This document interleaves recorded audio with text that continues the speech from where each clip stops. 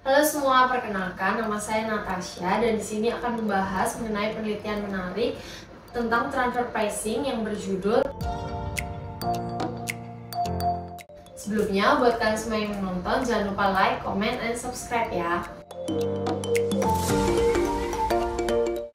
Pada podcast kali ini, kita akan berdiskusi dengan narasumber kita, yaitu ada Kak Gabriela, lalu ada Kak Felis, ada juga Kak Kris, dan juga yang terakhir ada Kak Injunita. Baik, langsung aja nih. Sebelum kita bahas, ada pembuka sedikit, yaitu jurnal ini merupakan penelitian kualitatif dari perusahaan multinasional untuk mengurangi insentif pembayaran pajak melalui transfer pricing. Penelitian ini juga ingin mengeksplorasi mengenai hubungan transfer teknologi ALP dan M&A melalui lisensi paten. Mungkin Kak Gaby bisa menjelaskan terlebih dahulu nih gimana lebih rinci terkait kasus tersebut.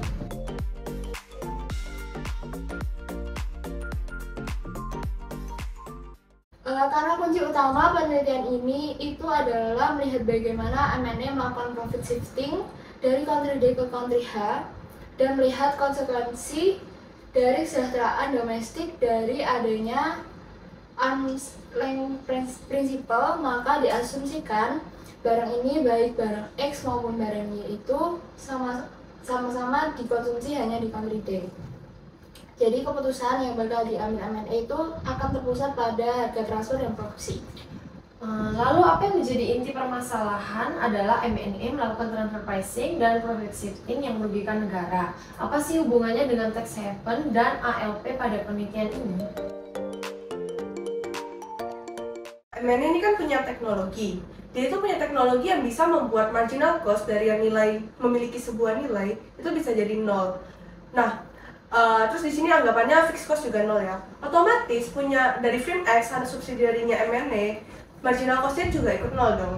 Nah, tapi berbeda sama firm Y, perusahaan lokal di domestic country, karena dia cuma bisa dapat marginal cost nol kalau misalkan dia mendapatkan paten dari M&A itu sendiri. Nah, kalau misalnya dia beli patennya M&A, otomatis dia harus bayar lisensi fee. Nah, lisensi fee ini jadi profit buat M&A.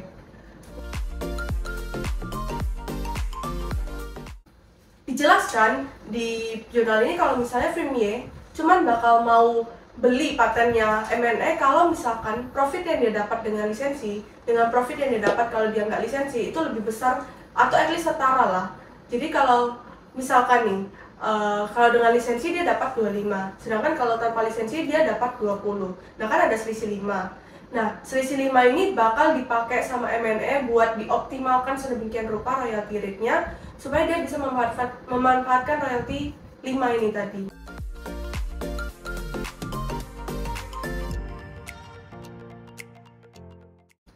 Nah, di sini itu menariknya karena M&A akan menstrategikan profit shifting sedemikian rupa. Asumsinya firm S gak punya kos apapun dan M&A mentransferkan hak patennya ke firm S tanpa biaya apapun. Kemudian M&A di sini akan untung banyak karena profit yang didapatkan itu bukan cuma dari profit shifting firm X, tapi juga pendapatan lisensi dari firm Y. Jadi ketika firm S menjadi pemegang paten, firm X itu akan membayar royalti yang disebut tadi ad valorem royalty kepada firm S. Jadi penghasilan yang akan kena pajak itu akan berkurang akibat biaya royalti ini. Tapi sebenarnya biaya royalti ini ujungnya itu akan masuk kembali ke M&A. Jadi penghasilan kena pajaknya itu lebih kecil dan dia jadi lebih untung. Terus di sini lisensi strateginya itu sama kayak di benchmark case, cuman beda di country D ke country H buat lapor basis pajaknya.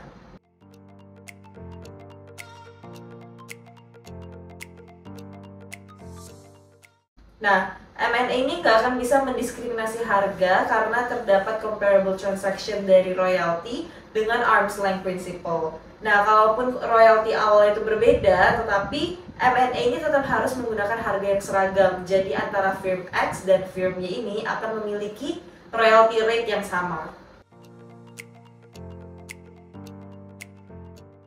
Nah, kalau pakai metode ini tuh pihak otoritas pajak bakal membandingkan profit level indikator dari M&A dengan perusahaan referensi. Nah, perusahaan referensi di sini itu nggak harus dari industri yang sama, karena kriterianya itu didasarkan pada resiko fungsional keduanya, yang bisa jadi dari credit risk atau R&D risk atau resiko yang lain.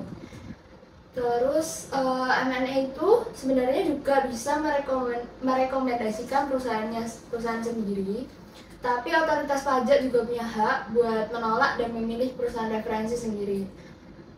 Intinya kalau misalnya menggunakan metode ini, royalty rate itu harus di-set sedemikian rupa biar profit level indikatornya itu bisa sama dengan perusahaan referensi.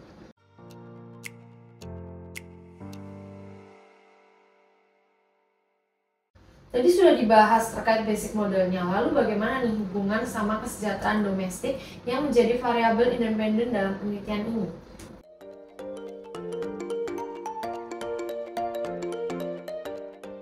Yang jadi masalah itu kalau dua-duanya hadir tuh gimana, kayak gitu.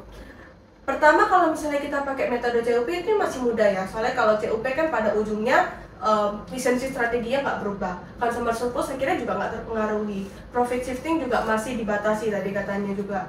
Nah, tapi ya akhirnya pada ujungnya tax revenue masih lumayan meningkat lah dibanding kalau misalnya tax haven tapi gak ada ALP kayak gitu.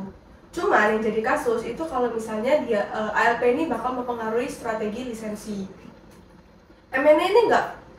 M&A ini bisa memilih kan dia mau atau enggak melisensikan teknologinya. Nah, di sini ada terjadi trade-off. Trade-off di mana kalau misalnya memang lisensi nggak terjadi, tax revenue mungkin meningkat karena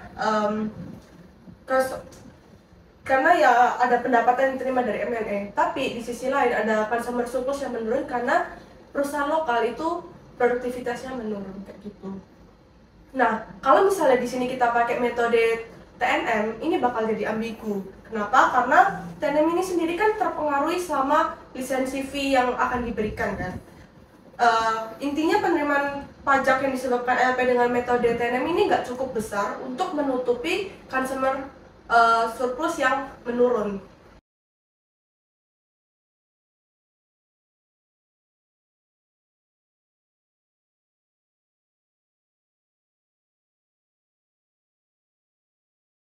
Apa ada kasus lain lagi yang terkait dengan penelitian ini? Nah, di sini peneliti juga ada meneliti terkait jenis kontrak lisensi dalam pembayaran royalti. Tadi sudah sempat disinggung oleh Vel juga terkait ad valorem royalti, dan di sini dibandingkan dengan royalti per unit kepada eksternal. Pertama, kalau misalkan produknya nggak bisa digantikan, di kasus ini dibagi dua. Pertama, kalau ada tax haven tapi ALP nggak ada, yang pasti perusahaan subsidiary memonopoli output level dengan marginal cost yang sangat efektif yaitu 0, dan semua pastinya bakal di shifted ke tax haven. Tapi yang kedua, kalau ALP-nya ada, di sini dibagi lagi. Kalau menggunakan metode CAP, di mana lisensi diberikan ke metode TNM, kalau lisensi juga ada. Kalau metode CAP, gak bakal ada yang berubah antara output levelnya perusahaan lokal, consumer surplus di market produk Y, revenue dan tax revenue-nya perusahaan lokal. Terus output dari subsidiary juga meningkat karena M&A nggak bisa di-shifted semua profit subsidiary-nya ke tax haven. Kalau mau bisa shifted lebih banyak ya harus meningkatkan volume produksi. Jadi ada dua efek positif dari ALP dengan metode CAP ini. Dengan begitu kesejahteraan domestik juga meningkat kalau menggunakan metode CAP. Nah, berbeda lagi kalau TNM, ada kemungkinan efek negatif welfare dari ALP dengan metode TNM karena perbedaan sifat supplies dari perusahaan lokal. Kalau misalnya pakai royalty per unit, supplies perusahaan lokal itu akan tetap konstan karena royalty per unit itu sama dengan marginal cost-nya. Di sini ALP itu meningkatkan kesejahteraan karena terdapat penerimaan pajak dari M&A. Tapi kalau misalkan ad valorem royalty, supplies perusahaan lokal itu akan meningkat karena kalau royalty ad valorem ini sama dengan pendapatan. Nah, di sini ALP ini akan memperburuk kesejahteraan kalau paten itu nggak dilisensikan ke perusahaan lokal. Berarti intinya licensing paten dengan royalti per unit akan menghasilkan peningkatan welfare yang lebih besar ya. Lalu bagaimana barang perfectly substitusinya?